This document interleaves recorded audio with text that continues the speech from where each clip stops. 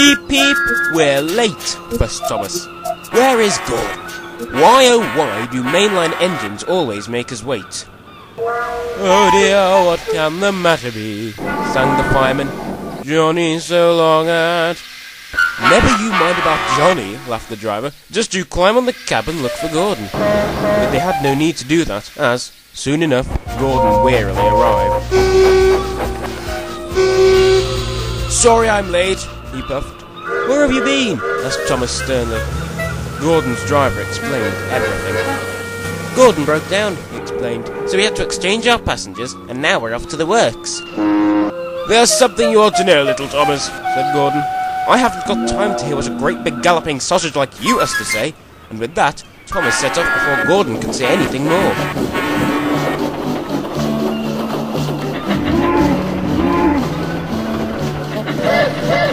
Hurry along, fussed the coaches. He didn't hear the toot of Bertie the bus trundling alongside him. Sounds like Bertie's in a tearing hurry, remarked the fireman. No need to bother with him, though. Like he's on a coach tour or summit. Thomas came to a stop at his signal. But Bertie wasn't on a coach tour. He tooted alongside Thomas, and, just as he got there, the signal dropped, and Thomas was back on his way. Bother, said Bertie. Bother, Gordon breaking down. Oh, why did I promise to help the passengers catch the train? That'll do, Bertie, said his driver. A promise is a promise, and we must keep it. They set off up the hill after Thomas.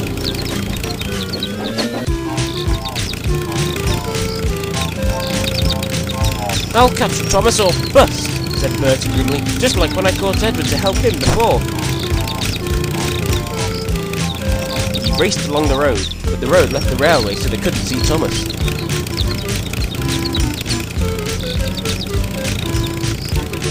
Oh my gears and axles, Bertie groaned. I certainly won't be the same bus again for sure this time. Meanwhile, Thomas had come to a stop beside Castle Wolf Lake. Passengers got out to see the seals. Thomas was still fuming over Gordon. Bother Gordon, he grumbled. He knows I'm a guaranteed connection. His impatience was soon to cause trouble. It's time to go! It's time to go! He fussed to the driver. All right, Thomas, replied the driver. The guard blew his whistle and the passengers climbed back into Annie and Clarabel. Here we go, said Thomas. But some passengers were caught in the rush, and that meant that they didn't get to the train in time. Well, I never! Said the refreshment lady who'd been left behind. It wasn't long before Thomas came into Castle Lock Station for a quick rest. While they waited, Cyril the Fogman with his grandson decided to take some refreshment from the castle. As Thomas waited, Gordon came by with a goods train from the works. Thomas wasn't pleased to see him. You haven't gotten very far, have you, little Thomas? Snorted Gordon. I would have travelled the island in double quick time by now. I can go as fast as you any day, laughed Thomas. But what's happened then, no one knows. Perhaps Thomas was being too impatient, or his driver pulled the lever by mistake, but Thomas took off without hearing the guard whistle. Cyril, his grandson, and the guard were left behind. Oh, little Thomas, Gordon sighed to himself, when will you learn? Meanwhile, Bertie was tearing round the road trying to catch Thomas, but he wasn't having much luck.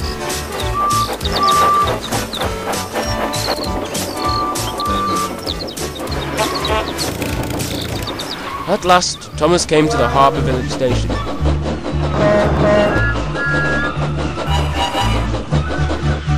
But, to his surprise, no one got off. Where is everyone? Thomas wondered.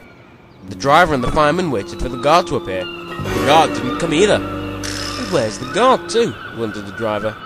Suddenly, there was a distant toot-toot, and everything seemed to happen at once as Bertie pulled up beside Thomas.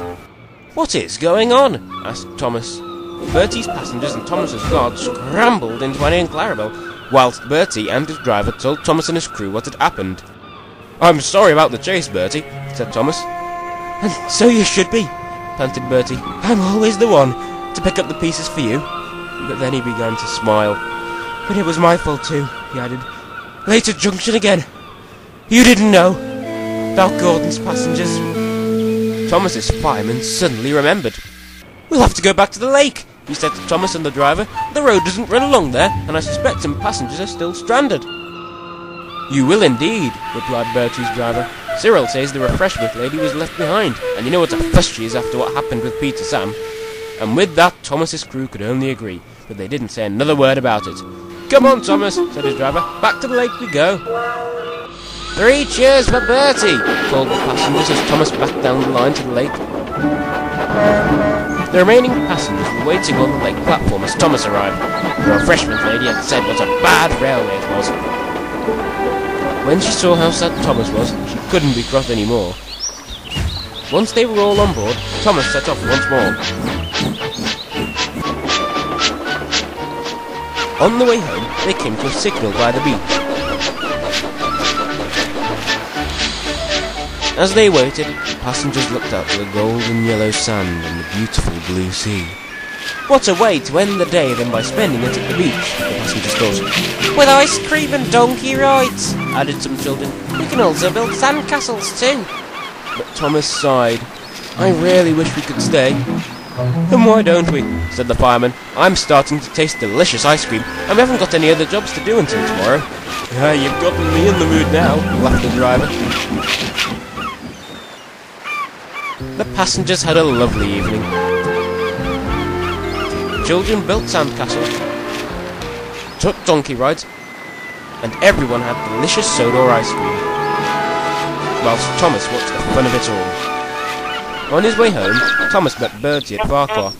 "Thank you for your help again, Bertie," said Thomas. "You're a very good friend indeed." "Oh, that's all right," smiled Bertie. "That's what friends are for. And besides," he concluded, "how would you be without Sodor's famous red bus to help you out of some rather bothersome situations?"